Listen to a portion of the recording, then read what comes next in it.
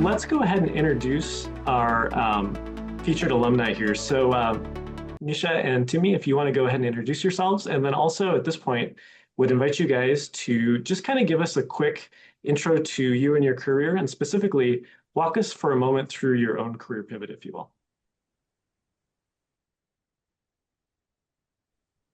And Okay, Nisha, maybe we'll have you start. Yeah, I'll start. Hi, everyone, and thank you, John, first of all, for hosting this and bringing all these beautiful alumni together. It's been a while since I saw all the alumni together. So, my name is Nisha Kunder, and I'm a conscious leadership coach and a yoga teacher, and someone who helps people feel calm and confident regardless of what's going on in their work or their life in general. Now, I wasn't always that way either.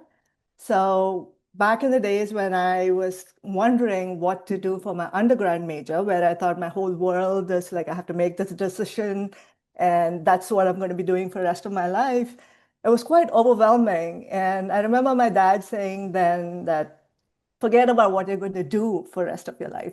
Think about what you're really curious about right now, right? What is it that's really making you wonder, like if this was something different, then it would be better. So the first thing that came into my mind was communication.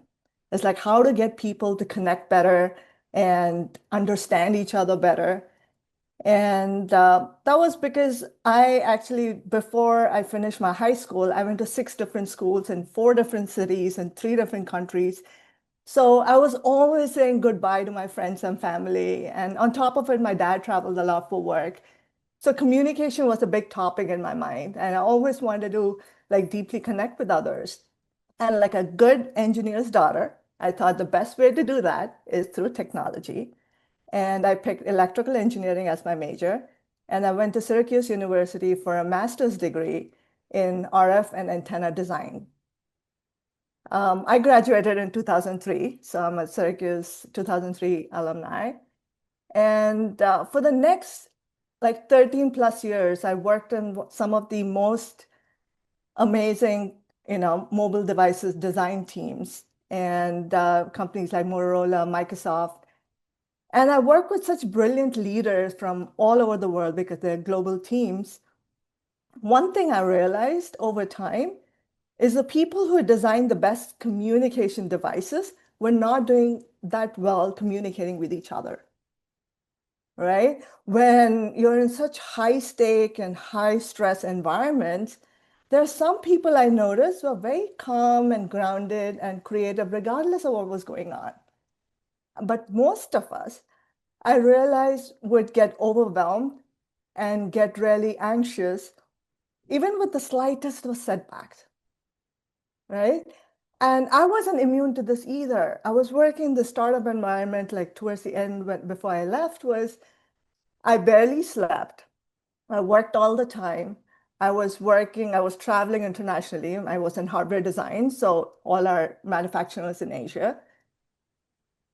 I was like constantly working and so stressed all the time.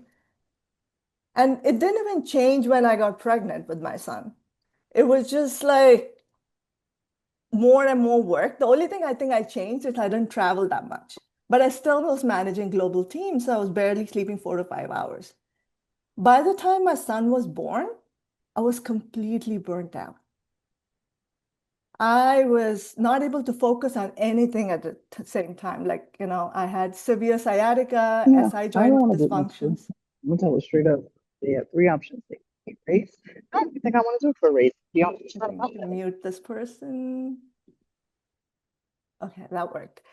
Sorry about that. So it was like, and around the same time, I realized that the more I got stressed, my back pain got worse.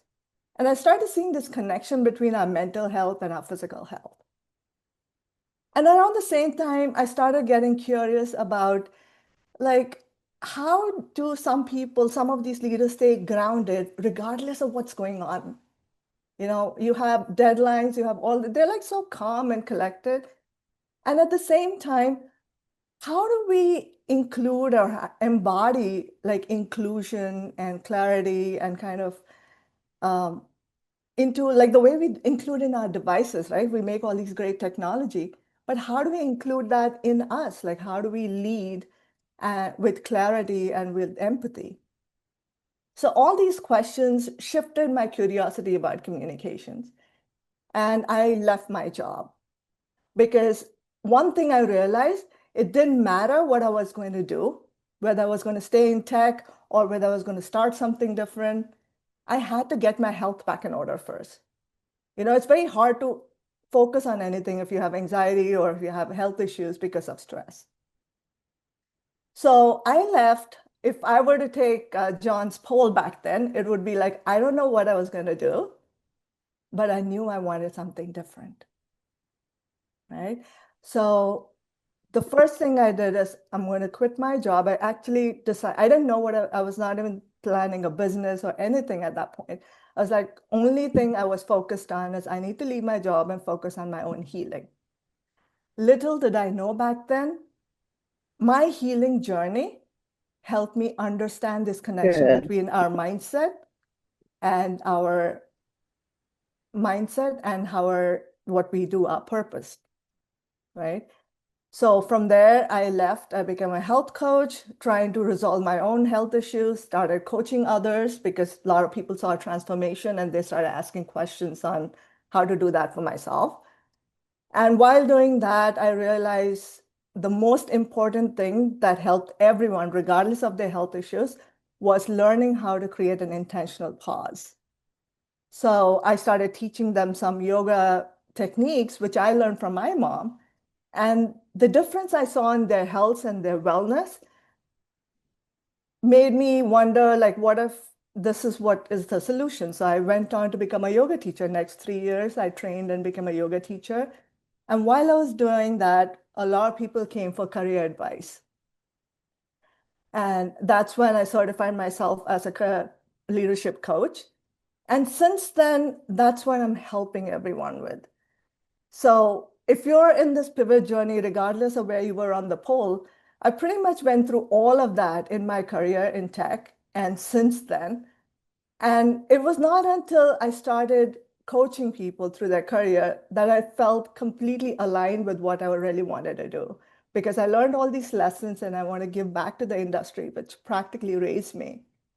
And today I have the opportunity to help leaders go through, learning how to be calm and confident regardless of what's going on. And that's been my reason of why I wanted to do it. And it's been very organic, nothing planned, but it's been really satisfying, that sort, I would say. Absolutely love that. So thank you so much for sharing that. That was really, really nice. And before we get into some questions and thoughts here, I want to give our next featured alum, Timi, a chance to introduce herself as well. So if you can come off mute and walk us through your journey a bit too, as well as your own pivot. Awesome. Thanks, everyone. Really grateful to be here. My name is Timi Como Irby. I am a Newhouse alum. I graduated from the Public Diplomacy program. I see a fellow alum in the audience there, so super excited for that. My pivot is really the reason why I started my coaching company. It's called the Pivot Strategist, because when I started to do my own tweaking of my career, I found that oftentimes when we approach pivots, we do it from a very dramatic place. We always think pivots have to be this about face, change our lives completely type of thing. But no, actually, pivots can happen incrementally. And we'll talk about that a little bit later. But my own journey, I graduated from the University of Texas at Austin for my undergrad. Straight after I went to Teach for America to teach.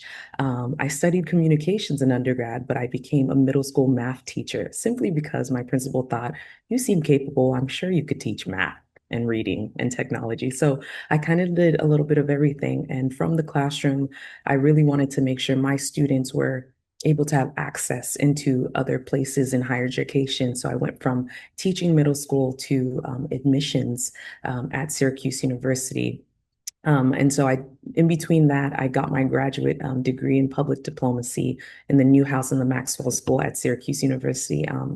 And from there, I kept meeting talented people who were not really finding their way. They knew that they were capable, they can do a lot of different things, but they knew that it was not really a great fit. And so in my coaching company, the Pivot Strategist, I work in a human resources capacity, trying to help smart people get to where they need to be. And so that's what we're talking about today, career pivots. When you find that something's not quite the right fit, you might need to make a little bit of an adjustment. So that's my intro. Thanks, John. Thank you.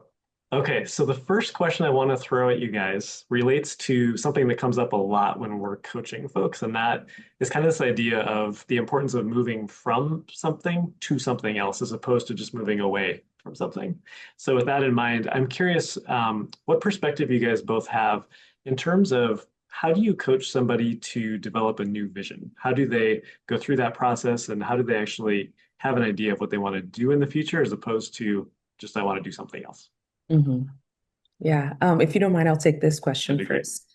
I think when we talk about having a vision for your life, you actually have to imagine it first. It's easy to say, I don't want to do this, but what is the this that you want to do?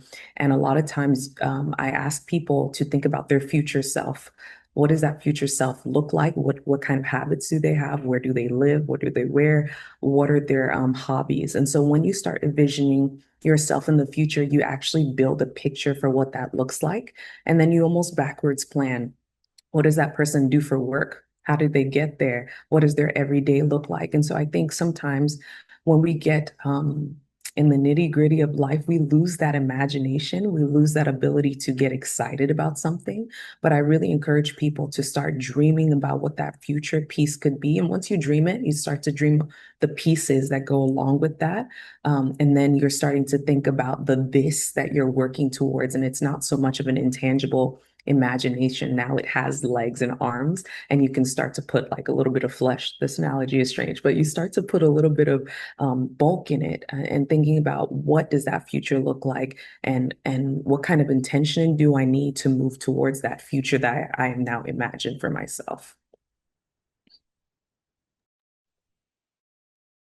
I think I would answer this question by like what not to do. That's one thing where I still remember when I left my job, I was so excited to see, you know what, a blank calendar. Like for over a decade, I was like double booked, quadruple booked, working globally. So there were meetings all over the place. And seeing that blank calendar got me so excited. But, the way you do one thing is the way you do everything. Soon, because I wanted to heal myself, I started researching, I started taking up courses, and my calendar filled up again. And I had left my job to heal and rest. Guess what? I also had a lot of mom guilt. My baby, he was a toddler and he was going to daycare. And what ended up happening is I was like, I should homeschool him. So my vision at that time, I mean, soon I was just like so exhausted, hurting myself again. And I'm like, I left my corporate job thinking that I can heal myself and this is what's happening. And even my son, who was barely 3 years old, he's like, Mama, where are all these people my height? And it was so funny because he is used to being with other kids his age. And I was like, that's it, he needs to go back to play school or somewhere, and I need to focus on getting more rest. So I think the three things I help my clients, and it something came from my own lessons learned, is number one, is like start with who you want to be, not just what you want to do, right? My vision was driven by that guilt and the societal pressure of like you have to be a good mom and stay at home, and that didn't go anywhere, right? So we have to get really honest about the qualities we want to embody, not just the job title or the task list. So I really wanted to be present for my child. I didn't need to homeschool him. I didn't need to be there for him every waking second, right, of it. So that's the first thing. I'll just say, like, start with who you want to be, right? And the second thing is your vision will evolve. As you heal, reflect, and learn, what truly brings you joy, calm, and confidence, your vision will shift. So that's okay. It's not a static thing. So give yourself permission to explore and experiment and pivot again. It's okay. It takes time, it takes time to unschool from whatever we came up with, right? All our schooling. So give yourself that time and grace. And the last thing I would say is to reassess your values. Like back when we were in college or in our 20s, we could function on 3 to 4 hours of sleep. Probably making a lot of money and having a fancy job title was our, high value. We didn't have that many family responsibilities. But if today your life doesn't look the same, if you have family or aging parents and your own health, sleeping well is important for you, then those are the things where we need to reassess our values. What's important? So these 3 things I feel helps you start working on your vision and just understand that it's not set in stone. So work on it and give yourself grace.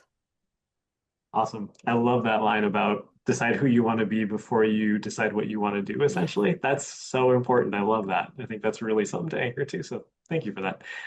I wanted to ask you guys next. So I think as people are working on their vision or just trying to get some idea of what comes next, one of the tools that's more concrete that can help people do that is various assessments. So either personality assessments or professional assessments.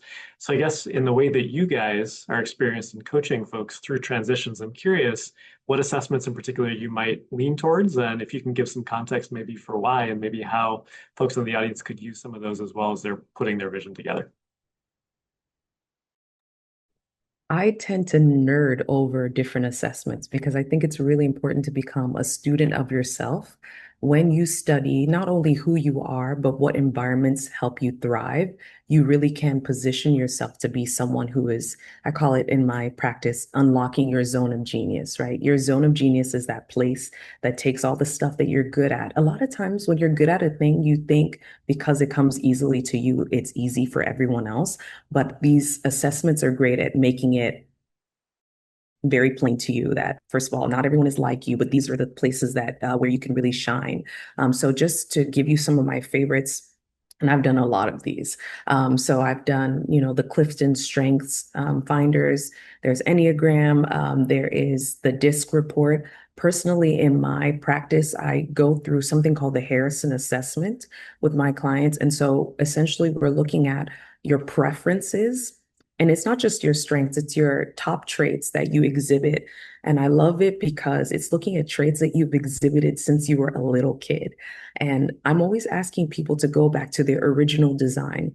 When you were made by your creator, you had this design that if no one ever touched it, if no one ever made fun of you, if no one ever tried to squeeze you into a box, you would be perfect. And so in your adulthood, you almost have to relearn how to get back to that original design. Where did those core traits that are given to you where you can really thrive when you use them?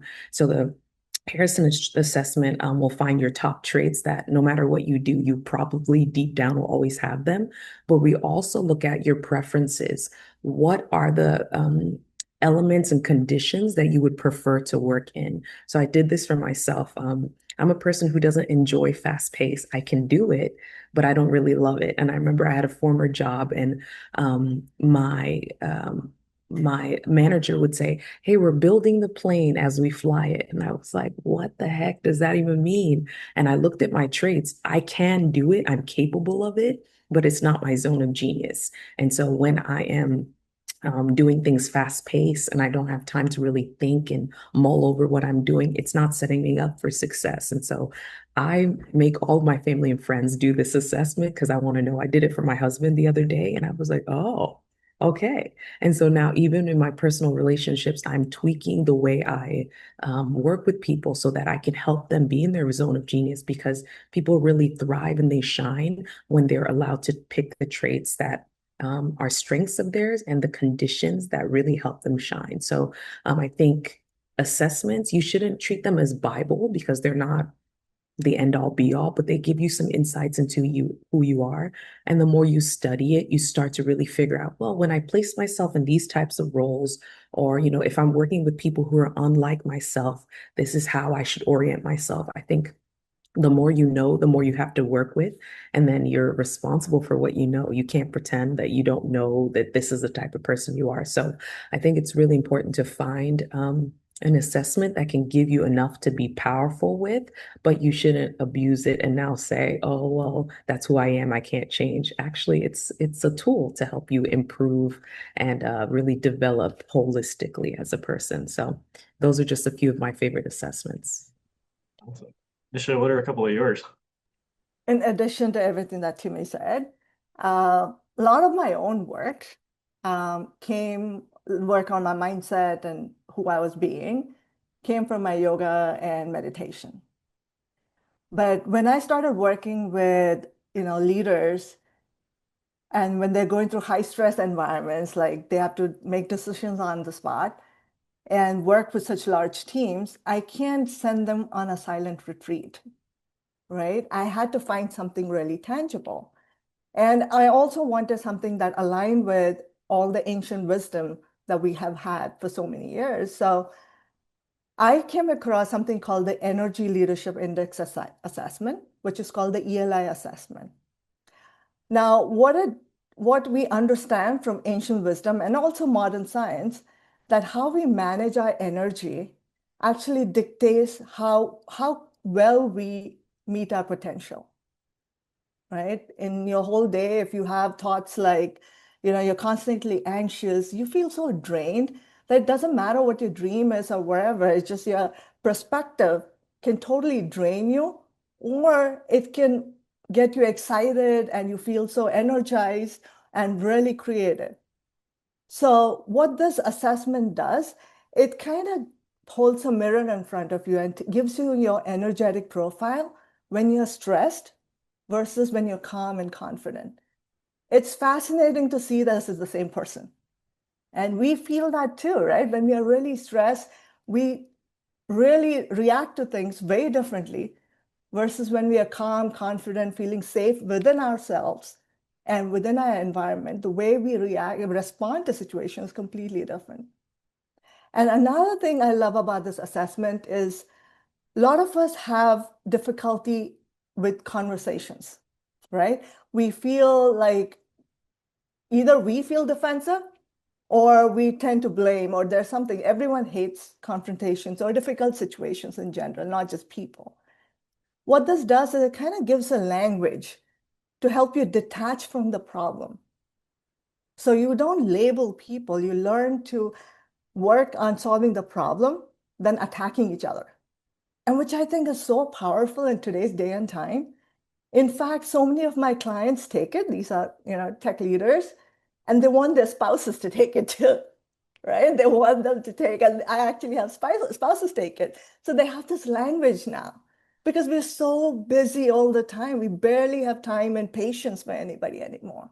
So then when we can create a tangible approach to how our mind thinks, it gets a little easier for us to understand and not get overwhelmed with situations.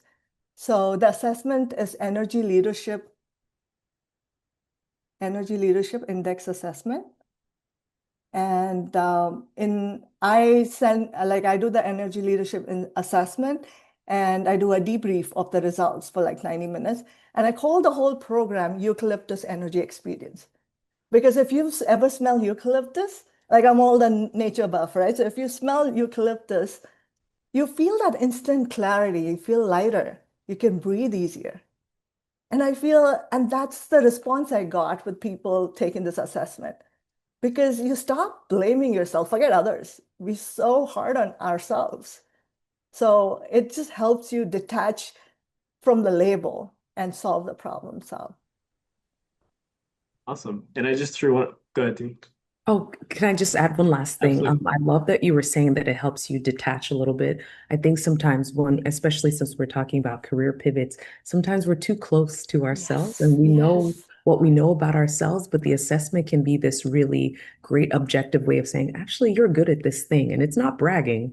it's the results. It's literally you Exactly. reading your report to say, hey, these are my strengths. And just so you know, when you're in the process of trying to figure out what it is that you like, or you're interviewing for jobs and things like that, you need actual language. And many times you can steal the language off of your assessments and then start to study it and get used to saying those things about yourself. I'm strong at this. I'm best when I'm this, you know? And so you don't have to make it up. Like, what are your strengths and your weaknesses? It's in your report.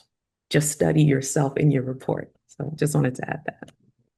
Yep, absolutely love that. And I included one of my favorites in the chat as well, Spark Type. So to both of your points, Nisha, it basically talks about what gives you energy professionally. And then to your point, Timi, it gives you great language, I think, that you can take with you to explain a pivot, right? It gives you kind of a scaffolding of like what's consistent in terms of what you've done and maybe where you're headed.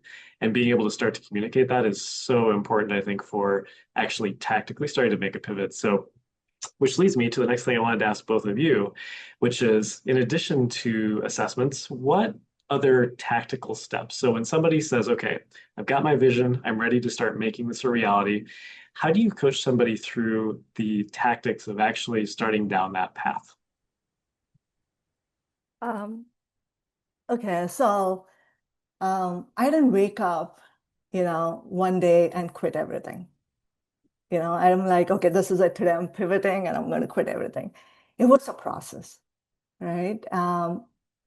So the first thing I did, I kind of approached it the way I approach design, the design mind of you have an idea, you work through it. You're not alone in this world trying to design something. So I started having conversation with other leaders. I'm like, I can feel the stress really hurting me. And what's your story? So I started sharing that idea that is this a common thing everywhere? And the funniest thing is we've had so many meetings. We talk to our coworkers all the time.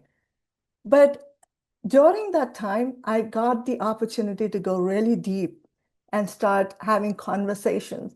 And people started revealing what they were going through, all the stress and anxiety. And you look at all these vice presidents of the company and this and that, you feel like they've all figured everything out. But everyone, regardless, today I coach CEOs, even they have like imposter syndrome, right?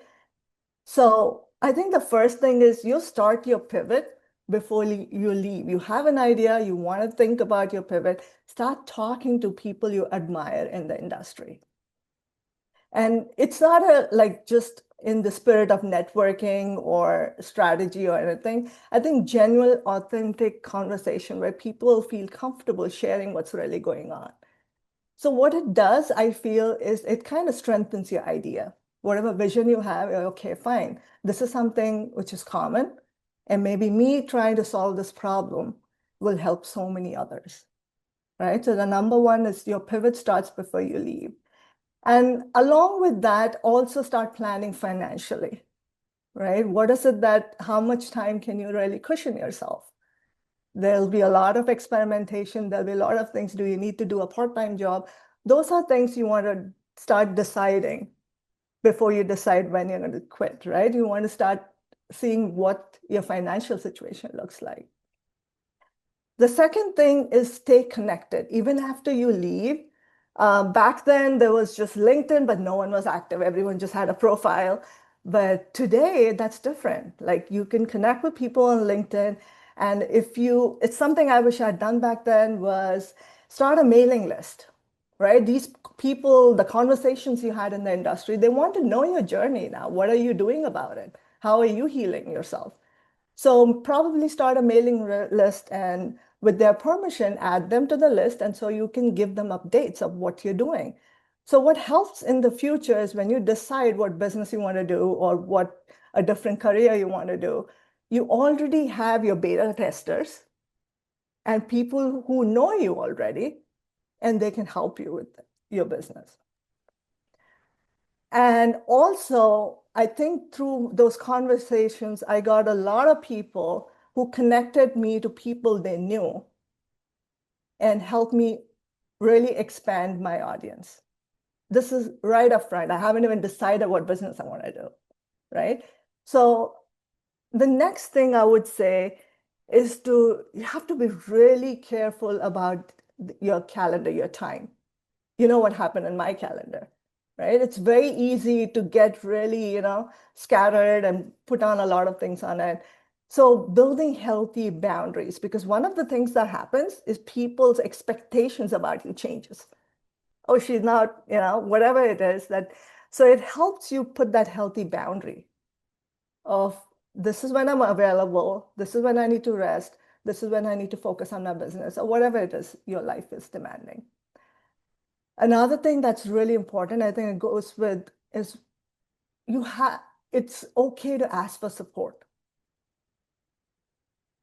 There are a lot of people want to help. That's what I've noticed in my whole life, right? People really want to help. And it's okay to ask. Worst thing, they'll say no. And no could stand for next one, right? Forget that, go to the next one and let's figure it out, right?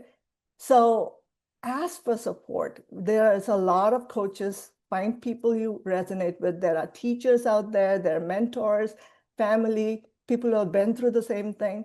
It's okay to take some time and ask. And when I say you ask, don't go there and ask them like, what should I do, right? Come prepared with these are things I've tried. This is where I'm feeling stuck. How is there anything you can, guide me to move forward or from your own experience or whatever their profession is? And it's me speaking, so I'll always say this: prioritize your health, right? Your mental well-being, your physical well-being, your spiritual well-being, all that is really important. It makes you who you are. You cannot do good work if you are not taking care of yourself. The whole, oxygen mask thing applies all the time. So these are a few points I think will help you get started, because it's something which is not do it one time and be done. It's a cycle. You'll keep doing this, as every time you're changing something, you will keep reaching out to people, network, and all that stuff. So. Awesome. And I wanted to jump in for just 30 seconds, and I wanted to share just a couple of resources specifically that everybody here has access to. So one of your great points that you brought up there was connecting with people and finding people to speak to. So we're all part of this amazing Syracuse alumni network, and there's two different ways that you can actually start to build out and connect with people who maybe have gone through a similar transition or are sitting in a specific industry or even a specific organization that you're very interested in.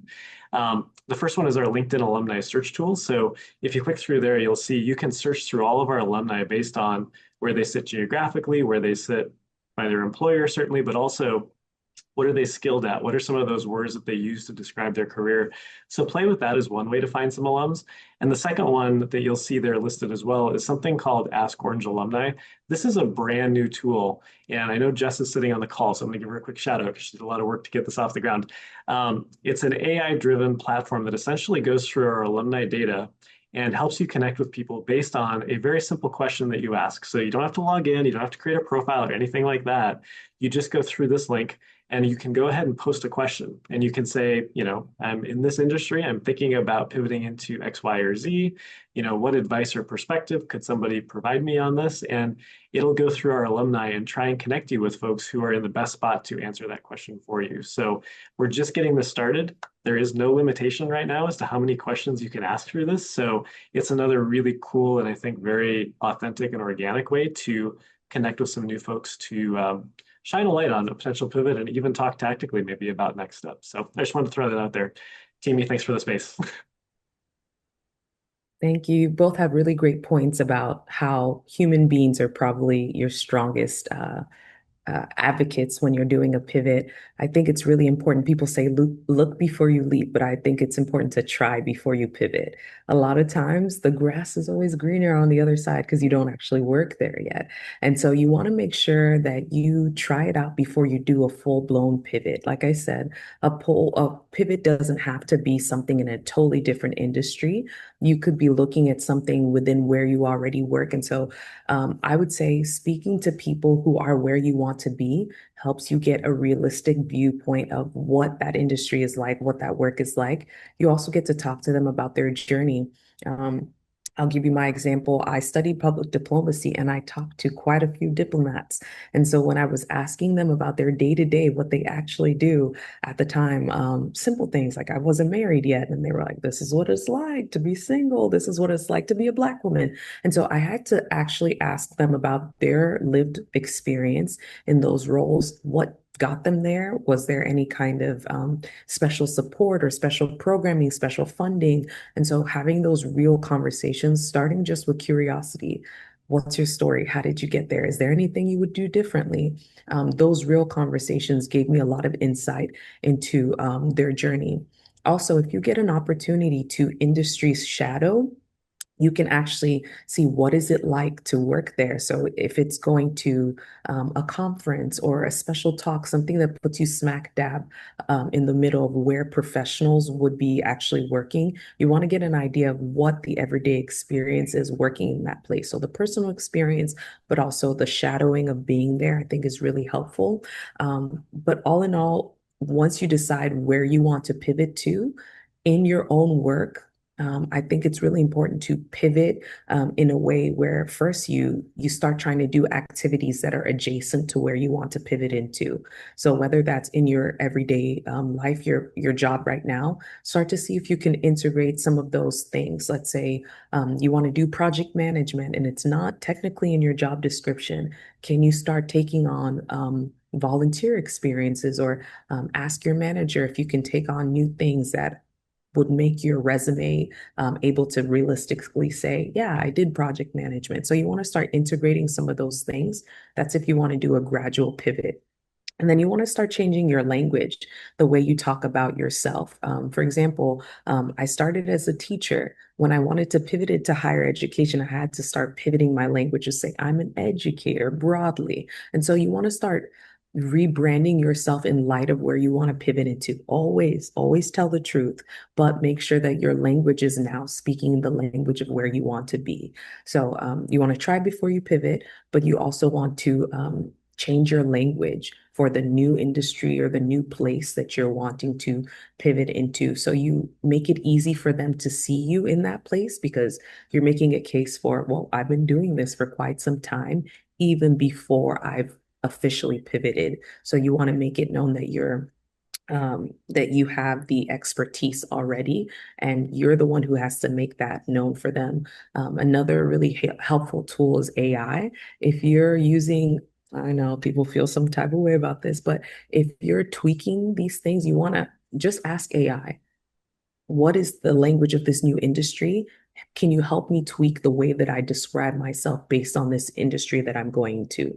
Ask your professional friends who are in those industries as well. How are you talking about yourself? How are you introducing yourself or talking about your work? You want to make sure that you're speaking the language of the place where you're trying to be. So yes, I see Madison in the chat there. Yeah, Chat GPT can help you. Your career advisors can help you as well. But sometimes you just need to make sure you're speaking the language of the land that you're going to. Awesome. Okay, so I do want to open this up for questions, but before I do that, just in closing, kind of a lightning round here for both of you guys. What is one last tip or piece of advice that you can share related to either building or maintaining confidence and courage as you go through a pivot? Because I think that's such an instrumental piece in actually doing this successfully. So what are your thoughts on that? I would say you are the expert on your own lived experience. And I think sometimes this imposter syndrome can overtake us and we feel like, oh man, we don't know what we're doing. But you do. You've been doing your career for quite some time. Back to what I said earlier about making sure you're rebranding yourself. A lot of times it's just about some introspection and thinking about where are the places that I've already been doing this. And then you start to gather your body of work and you realize, wow, I have been doing this. I'll give myself as an example. I started making videos on YouTube when I was like in college, and I have been a content creator for 20 something years. And I said that out loud to someone. I was like, well, dang, that's a long time. But I have been communicating online for 2 decades. And so if someone is ever asking me to create video content or synthesize my ideas in a way that's available for broad audiences, I've been doing it for quite some time. So I would encourage everyone to go back through their resume and their lived experience and say, where am I an expert and where am I underselling my expertise? So I think that's probably one of the first steps I'd recommend. When it comes to courage, confidence, so I was someone who was born with a cleft lip, and I'm deaf by my left ear. So there are certain principles that I've taken that has helped me my whole life.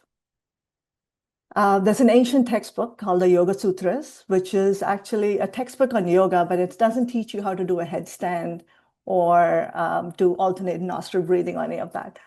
What it actually, the whole book is, it's a book full of aphorisms. It teaches you how to reduce suffering, right? How to create that inner freedom. It explores questions like, why do we react the way we do? What drives our patterns?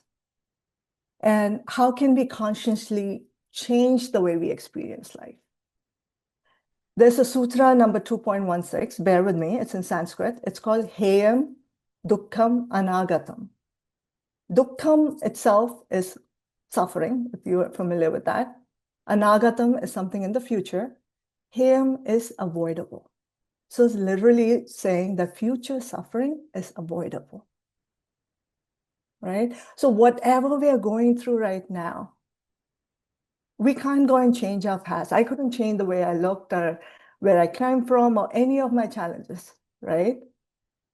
I cannot really change my present because it's the result of everything I've done all these years, wherever we are in our situation. But there's one thing I can change, and I have the power. So if you ever feel that I'm not feeling empowered, remember that you have the power to change the way your future is. You can reduce suffering of your future based on the actions you take today. Right? So that's something I keep reminding myself. I can choose to live differently. And that always helps me get unstuck, because then you start looking at things differently. Like, fine, what's that small thing I can do right now to take me closer to where I want to be? And as we heal, as we learn to reflect and learn about ourselves, we'll learn how to do things differently. So I really hope that all of us feel that empowerment, walking away from today, that yes, I can do things differently by the way I think, the way I want to honor myself, I honor my dreams. And there is a way to do it differently. So good luck. Love that. Yeah, I think that momentum building is something that's so big, and it comes sometimes from really unexpected places as you're going through this process. So something to look for and cherish when you have it.